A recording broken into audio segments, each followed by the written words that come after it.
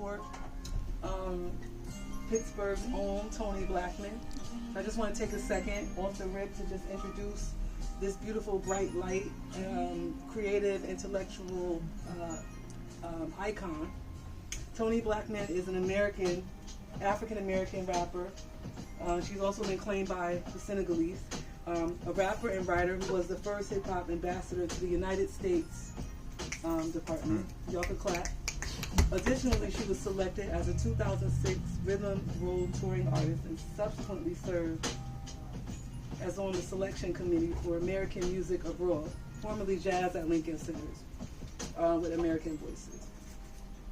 I mean, there's so many things to tell about Toni. So I'm going to let her, I guess, in her own words. 'Cause once I hear the beat, I feel like I want to start rapping.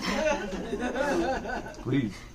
But I will just say off the rip, like, she's been doing incredible work, inspiring people all across the world from, what is it, Rhyme Like a Girl?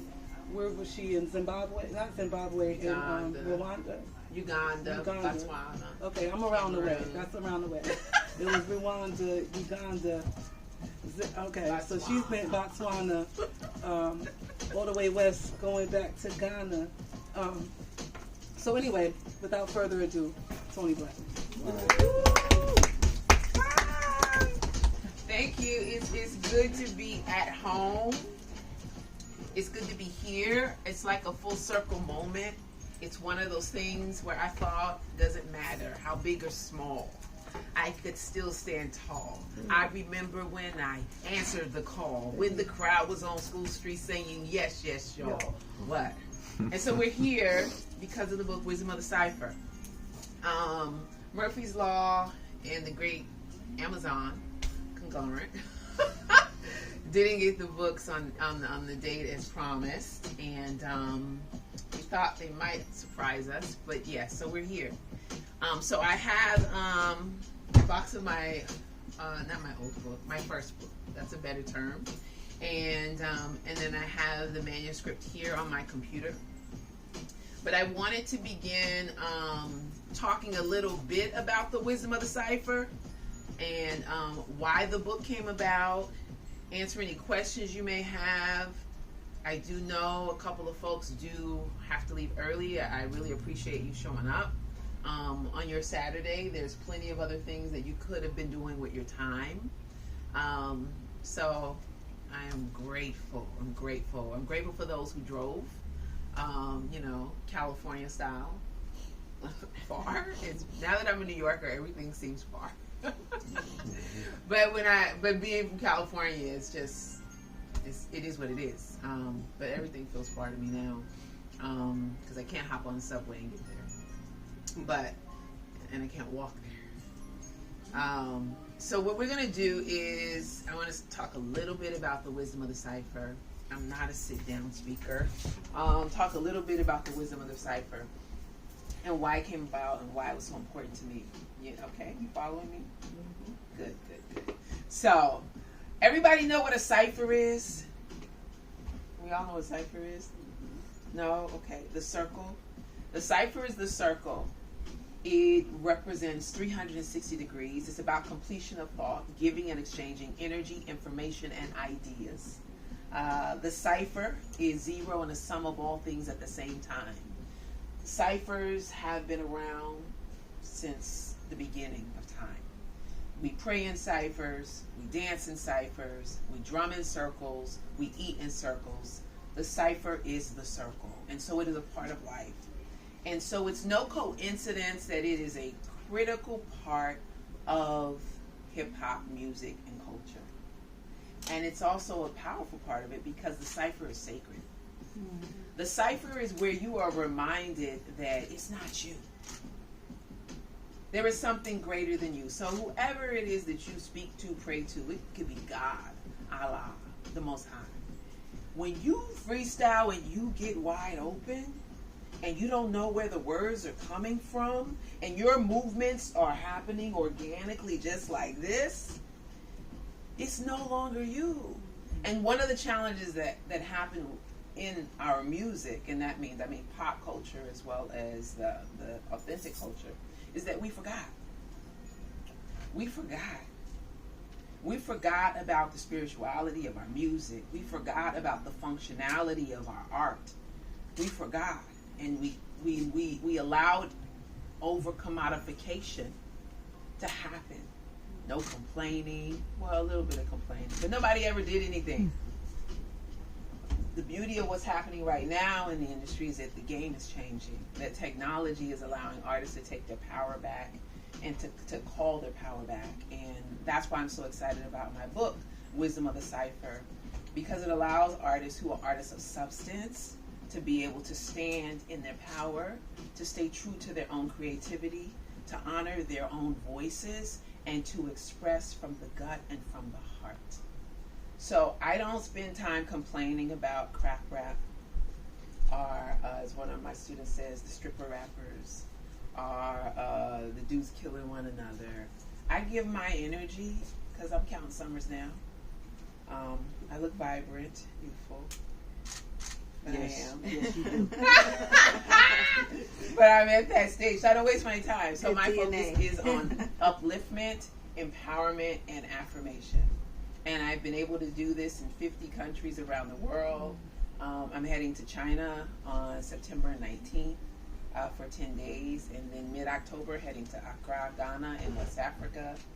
And then in November, heading to Dakar, Senegal, where I live between Dakar, Senegal, and Brooklyn, New York.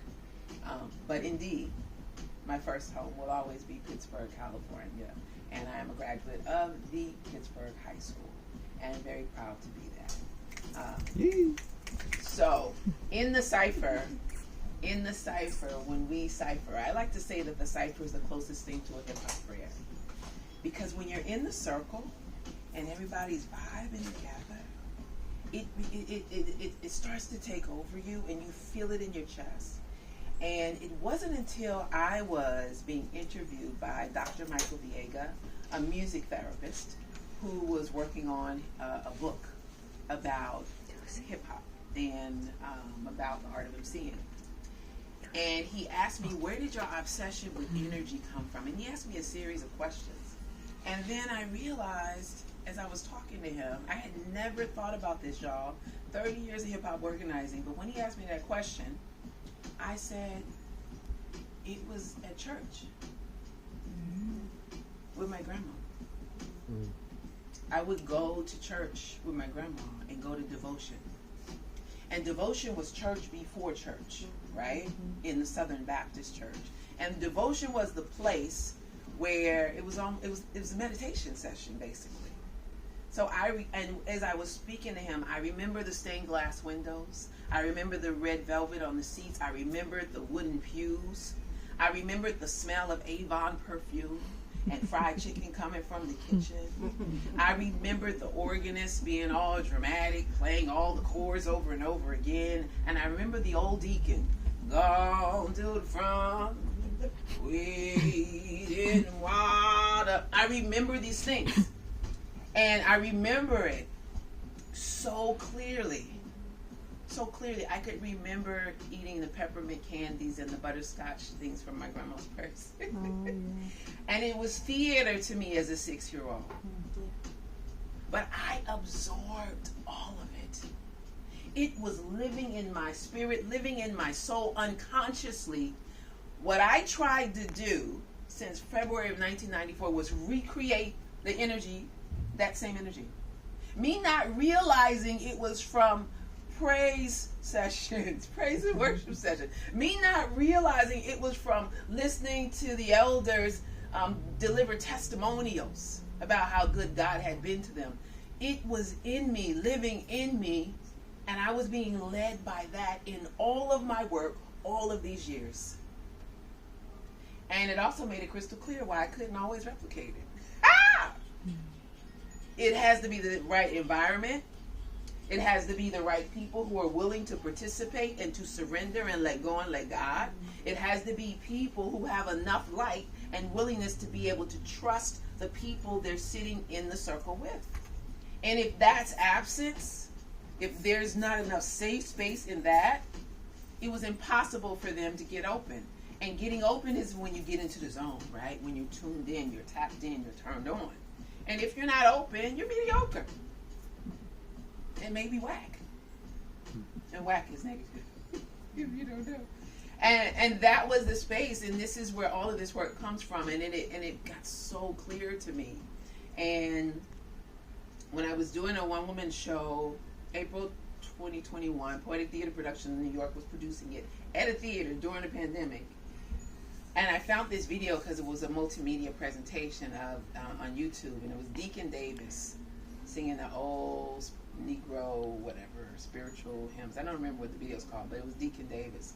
And he sat there, and that video I watched over and over again because I could close my eyes, and it took me back to St. Mark Baptist Church on Carpino Avenue here in Pittsburgh, California.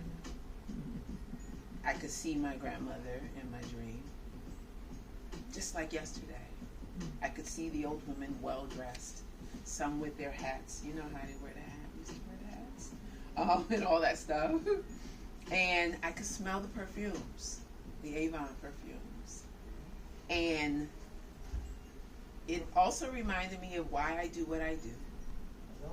Why the Cypher is healing, because many people see it as healing. Why I've always thought of rap and hip-hop as a high art form, as a true art form. And why what I do is distinctly different from what you hear on the radio and what you hear on television. And and my circle, all of my artist friends, they get it. We were talking about the Cyphers from 2003 at the conferences we would be at, and how the energy was different, and how the vibration was different, right? Culture was different. The country was different. And when technology took over everything and social media took over everything, that low vibration took over. Not everything, but it took over a lot of things. And so the book is put out. Part of it is like, how do we get that back? How do we recenter? How do we refocus? Because the music's not going anywhere. The rappers aren't going anywhere. And criticizing them, judging them, writing them off only creates more resistance. But I know that I've introduced the concept of the Cypher, whether I was at a home for pregnant teens who were 11 and 12 years old, or if I was in a prison, or a jail, or in a juvenile detention center, if I was in a home for those who've been suffered trauma or been abused, it didn't change. It never ever changed. And when I would visit, I did a program with the Girl Scouts in Kansas City. Salinas, Kansas. And it was called Beyond Bars. And it was a program for mothers and their daughters. So mothers who were locked up and their daughters to be able to have good connection and maintain relationships. And that's where I discovered that whenever I do ciphers with women in these kind of settings, there are a lot of tears. They cry. And the hugs that I get at the end, it's sometimes overwhelming for me because I'm just doing what I love. And I used to do it unconsciously, not realizing that it was spirit-led, not realizing that it was an anointing, not realizing that the power and the impact of it, right? Because it was fun. But it would hit in that gut. Because, why? Because you can't lie in a freestyle. Can't lie. And even if you're doing pre-written content in a cipher, if the cipher is on the certain level, you have to join that level. And some people found their best performances in those spaces because they have permission to rise up. Because too often we diminish our light. We shrink our voices. We don't want to stand out too much. We don't want to look like we're showing off. And then also some people are just afraid of losing control. They're afraid. And if they get too open, then what's going to happen? They might show too much emotion. They might cry. They might forget their words in that space. And so that's a lot of my work is rooted in teaching people how to harness that power and not be afraid of it. And to understand the responsibility that comes with it. And so that is the wisdom of the cipher in a nutshell. And so the book gleaned universal spiritual insights from my organizing of hip hop platforms for 25 plus years. And there are exercises, there are sort of like acts of faith or don't sweat the small stuff in that way, in the spirit of that, where I used to say things to the MCs in the Cypher. Like I would say, B, no battling, battle yourself because you are your own worst enemy. And so that was one of the main ground rules, and I remember getting such a headache from people attacking me, saying I was trying to feminize hip-hop music and culture. I wasn't against battling, I was against battling in the Cypher because it killed the vibe. Because if we're battling, you want to battle?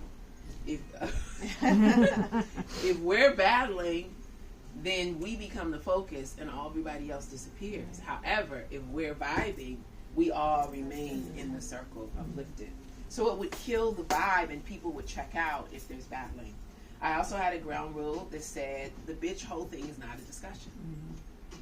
And I'm not going to debate whether or not it's valid for you to call women bitches and hoes. You can do that on your own time and not here. So there was no pushback whatsoever. None of the dudes, the hardest dudes, no one ever pushed back. Because I said, look, if your mama walked in the door and your mama's there and I said, who's the bitch right there? You're going to be offended. So regardless of how freely we use the word, it's still loaded. And I don't want that in the Cypher.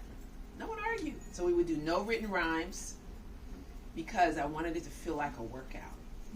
So that means if it's all freestyle, some days you're hot, sometimes you're not.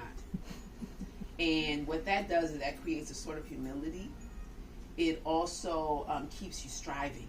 It keeps it fresh, keeps you growing. It doesn't allow you to get comfortable because you were on fire last Monday, but today some 15-year-old who reads the dictionary before breakfast came in and shut everybody down.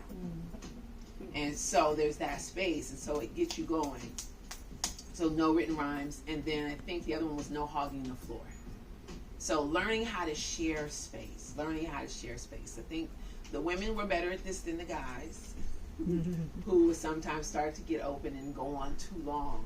Not know. So it was a training of sorts. Because if you go on too long, you lose your audience. So everything I did, because I am a performer first, was about providing experience for people to become stronger. So whether you are a high-level performer or you're a beginner performer, there's always space for us to grow. And even if that growth is in you maintaining or leveling up the spaces where you're excellent. And so those are the ground rules of the Cypher. And we did it in the Freestyle Union Cypher workshop, which started in February of 1994. We met for 3 years straight, every week for 2 years, and then every other week. So the MCs who would show up became lyrically superior to most. I have not met a community of rappers in anywhere I've been who can rap like those people. But it's because we trained. We treated it like, and I keep using the religious references because that's the only thing. It was like church. It was like the mosque. To the point that even after the Cyphers, you know how church people would then talk outside. You know how you go to church, mom or to the mosque, and they talk forever. And you're like, can we go? Can we go?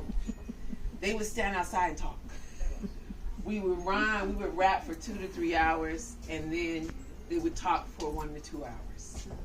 And because it brought up so much energy for everyone that was there. And I think my last point about Freestyle Union, is that we use topics. And I didn't bring any topics. I have them all spread out in the guest room on the bed in my mama's house because I want her to help me type them up for the ebook. But I have the topics for the 90s. But we had categories. Introductions. You introduce yourself, of course. Alliteration exercise. You take a letter of the alphabet. You say as many words to start with that letter as you can. Proverbs, where you take a quote or a proverb and you freestyle about the meaning of that. Sometimes one person would take patience as a virtue. Sometimes all of us will spit on patience as a virtue. We do storytelling exercises, and then what if scenarios. I also had a category that was focused on spiritual growth and development. So we might ask, what's your biggest regret and why? But instead of you talking it, you'd have to freestyle rap it. We did current events, and then I added in hip hop as a topic so that people could review hip hop history and understand. And it would teach the younger heads to understand that something came before you, baby. And they would feel on the spot not knowing nothing, so then they would come back the next time knowing something. And I had a reading list, and I didn't expect it to happen, but a lot of the high school boys came with the books. I was doing The Artist's Way by Julia Cameron, Creative Visualization by Shakti Gawain, The Four Agreements by Don Miguel Ruiz, and there was one other book. And these kids went and bought the books and read them. And they inspired me to keep going, because I thought this would just be, like a 2-3 year thing. But they inspired me to keep going because I saw the need, I saw the desire for growth, and then I also was able to see the impact that it had. And so later, Freestyle Union morphed into Rhyme Like a Girl when I moved to New York, because I noticed that girls and women needed support, and that sometimes they would deal with being patronized in the general, I'm saying general population, in the general Cypher. And but we needed a safe space, and I discovered that was important because we were at the new school. I put the topic on the table, I believe I can fly, and then we had a beat playing on loop, and then one of the women started to rap about flying, another one then rapped about R. Kelly, another one then started to rap about R. Kelly peeing on little girls. Then another one started to rap about R. Kelly raping people. Then another one started to talk about molestation. By the end of that exercise, there were about 20 women in the circle seated. At least 8 of them had shared stories in their freestyles about being raped before the age 18. And then the rest of them had shared stories about being raped as adults. And so, of course, there was a little few tears. We had to press pause. That went on for about 30 minutes. I was in complete shock how vulnerable and transparent people had become. And my advisor at the time pulled me up afterwards, because I was like, yo, I need a therapist, a social worker here. I can't handle all this process and stuff that was coming up. But it was intense. And but she reminded me too, and she said, this is the power of art when it's facilitated properly. This is why art is important. And she spoke life into me, and telling me to keep the work going and to keep doing it. And it was intense. It was intense, but I did keep going. And Rhyme Like a Girl, we toured as hip hop ambassadors last year to Equatorial Guinea, Botswana, and Cameroon. We've also done Uganda. A few of our artists have done the Netherlands, Brazil, India, Poland, and it's a beautiful thing. I'm so excited about the evolution of the work. I did not expect to still be doing ciphers since 1994. You know me, Auntie. You know I like to do various things, but it wasn't my choice. Sometimes you were chosen and you were called. And I know for me, when I do something else that I'm not supposed to be doing, life is very painful for me. So I would always come back. I've come back to this work. And so now here I am. And I think that my next phase is probably leaning into spiritual activism, because the world needs it. So in that space. And I want to see, are there any questions?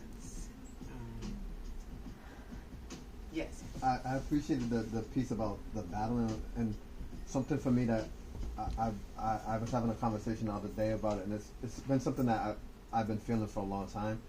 As somebody that got introduced into the poetry through hip hop and freestyling, and then when I started doing it, people started identifying it as spoken word, and then people started saying, "Oh, that's slam poetry," and then Yeah. I visited that, and I didn't like the space because of that energy. One of the things I feel is that, similar to what you said, that slam is destroying community in the sense that it there's a different that piece you said about the battle and how do you feel about, because to me I feel like the competition thing, like in general, is just something that is like capitalism thrives off of. Yeah, I'm not big on the competition thing, but some people are. So I think we need both.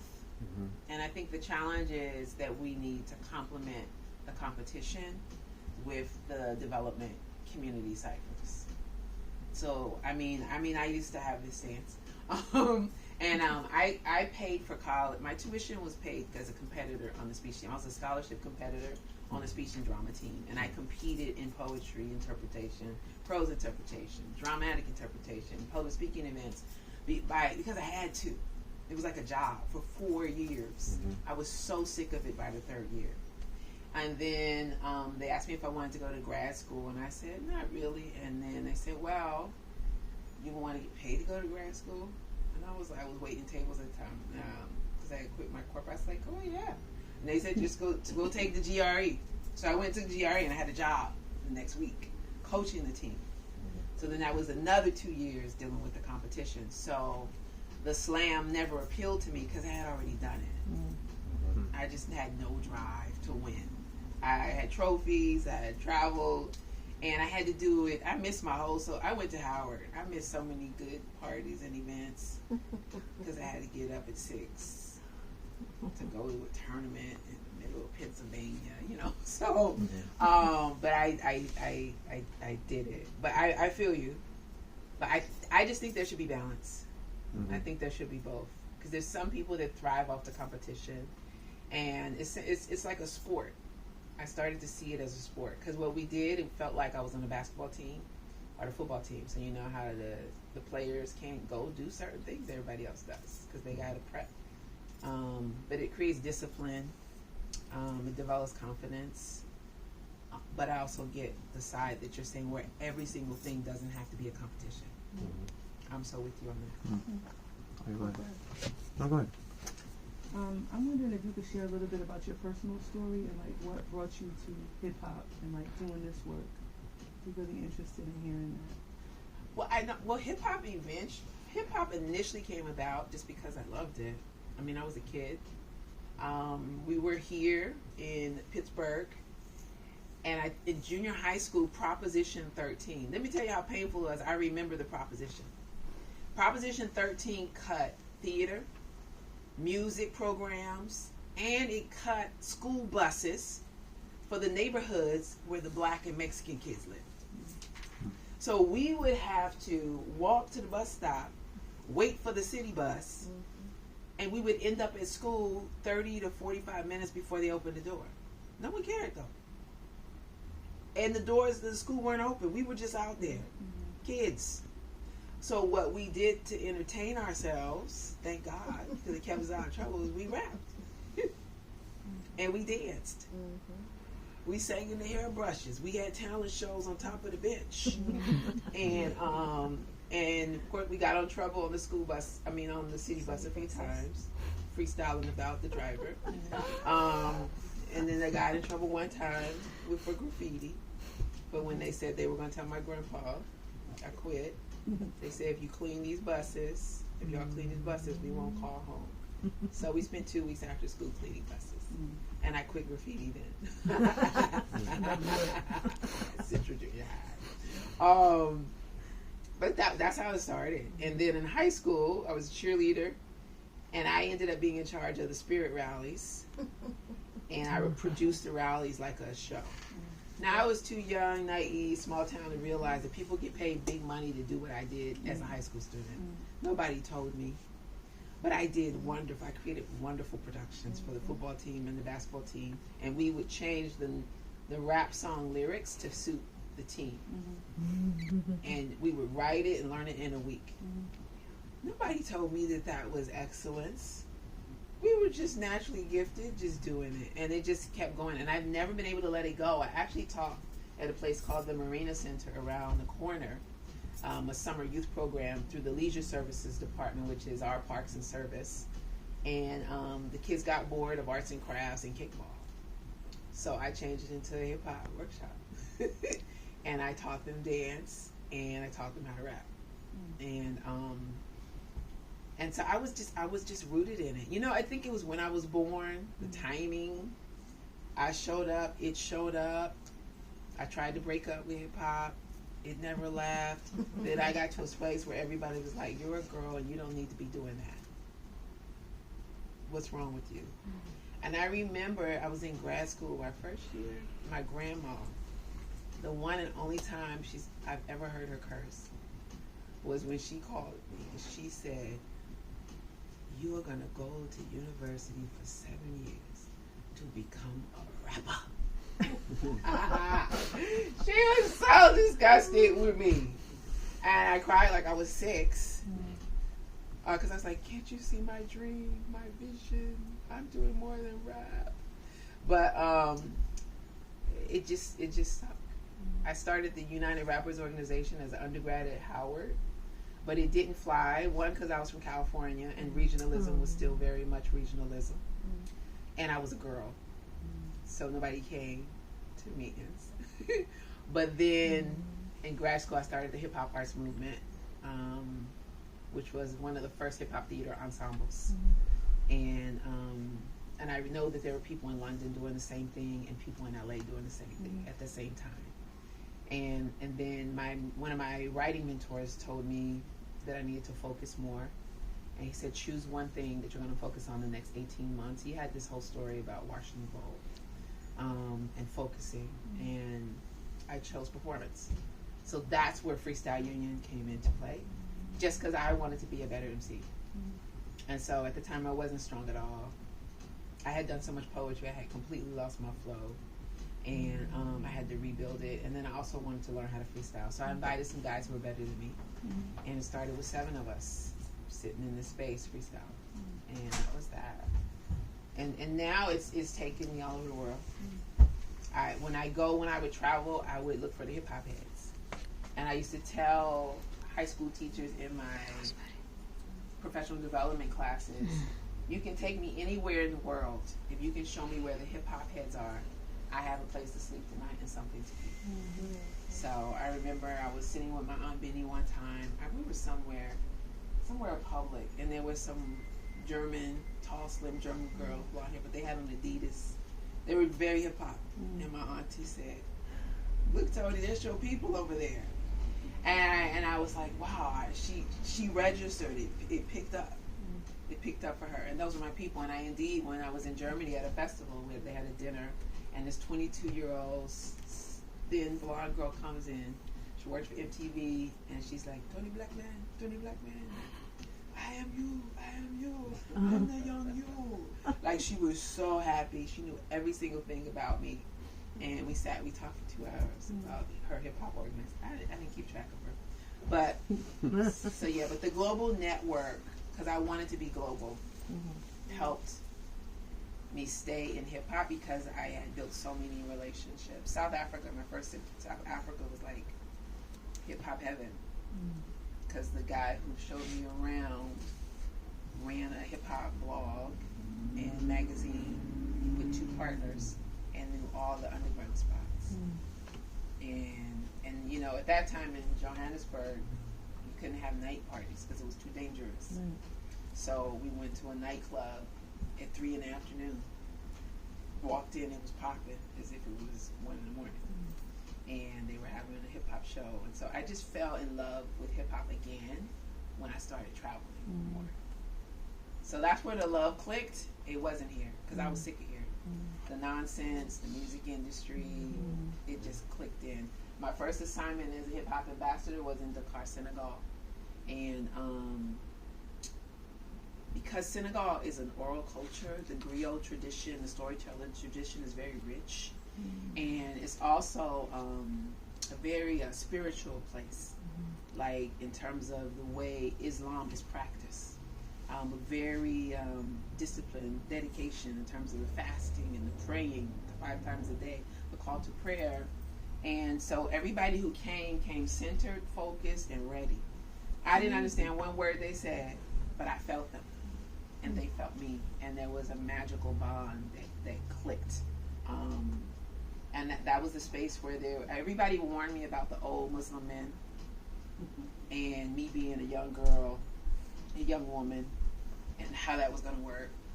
And we were at the National School of the Arts in Dakar, and I had done my talk.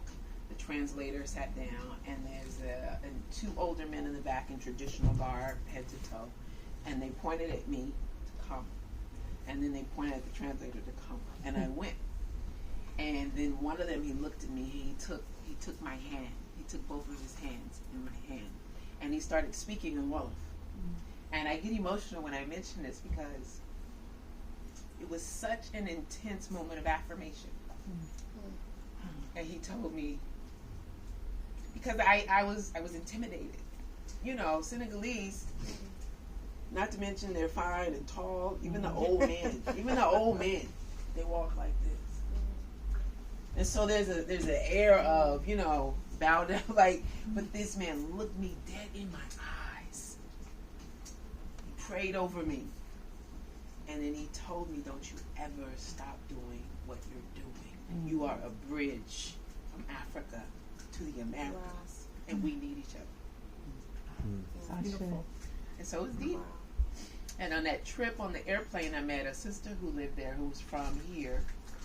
Actually from the Bay, her and her daughter, and she talked to me about the spirituality of improvisation.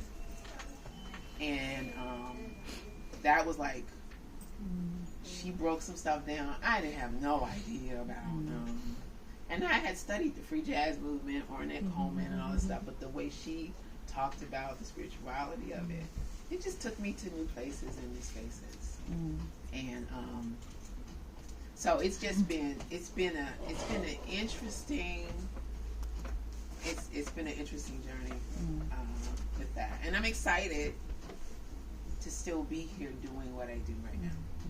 You know, I know people like you. I freestyle people like you.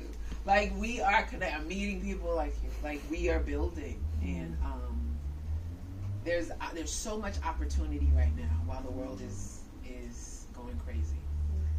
There's so much possibility if we walk in faith, if we walk through the fear, if we don't seek approval of the powers that be, if we do what it is we're called to do without apology, we can shift things. But the challenge is people get scared or they get sucked in to the system.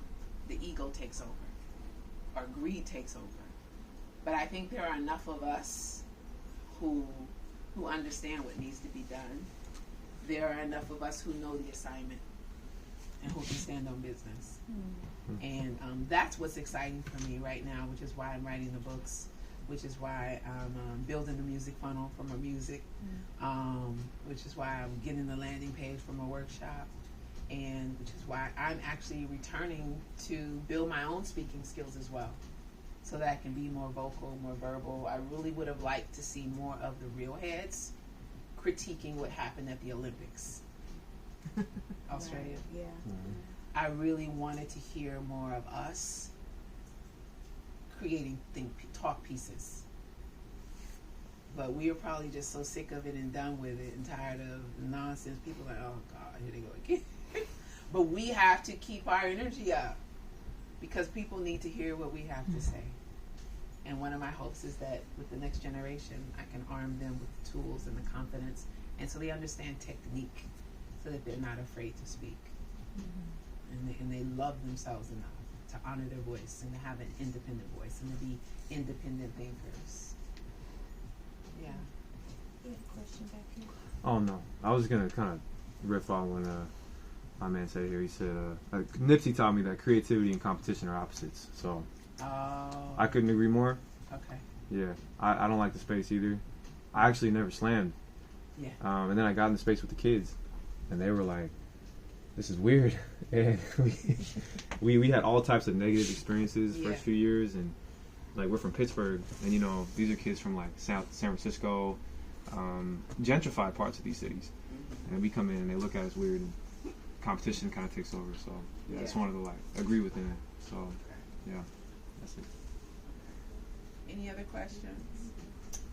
Yes, I have a question for you. So, in all these journeys that you've had in creating opportunities, creating these spaces, have you come with like an ABC of how to find a gathering space and how to organize people to come in and advertise and all that? I mean, how do you do that? That's such a great question. I started that in the book, Wisdom of the Cypher, Okay. but it's not quite detailed to getting people there. But for people who already have people, how to start organizing, Okay. there's the thing there. And then one of the, I did a lot. I still work with teachers maybe 2 or 3 times a year, and they often ask for a guide or something like that. And so I've been thinking about expanding that section of the book into its own guide, so they can know like step by step. Like I talk about, put the chairs in the circle. Don't use a mic unless you absolutely have to, because the mic is a source of power, and if you give power to people who've never had it before, they don't act right. And that doesn't matter the age. They don't act right. And about the lighting matters. Creating the setting. A lot of people don't. I'm a sensitive Virgo, so all these details come naturally to me. But a lot of people don't think about lighting. They live with fluorescent lights on in their house all day. I would drive me crazy. They don't understand how to set mood and create environment. That's important for the Cypher, because that's how you control and manage the emotions and the energy. And having people really move through understanding that the details and the nuances matter. Playing the right kind of music when people walk in. One of the things that we did in my Cypher with Freestyle Union is we played a Tribe Called Quest instrumentals and Jay Dilla-ish, because that made people take the day off. Like whatever happened today, you sit in that chair and you know you're about to vibe. And so, but if you have on what's the hardcore hip hop song? Anything hardcore. But if you have something hardcore on, like DMX is blasting when people walk in, they're gonna be blasting. And if they start high, there's nowhere for them to go. And so you want to facilitate the energy, so they start real chill, like this beat here. Like this might be on a loop when they walk in. So everybody's sitting, talking. They don't even realize you're massaging their minds. They don't even realize you're massaging their spirits. They don't even pay attention. And they chill out. And then the first topic is introductions in every single Cypher, because who you are last week, the last time I saw you, should not be who you are today. Because life is a journey, it's not a destination, and we are about constant growth and evolution. And so that's one of the principles that I highlight in the book. And so everybody would start out with introductions. So like those sorts of things are in the book, but I need to expand it so they understand further how to select the music. And then with young people, how to manage their language. And a lot of teachers get really nervous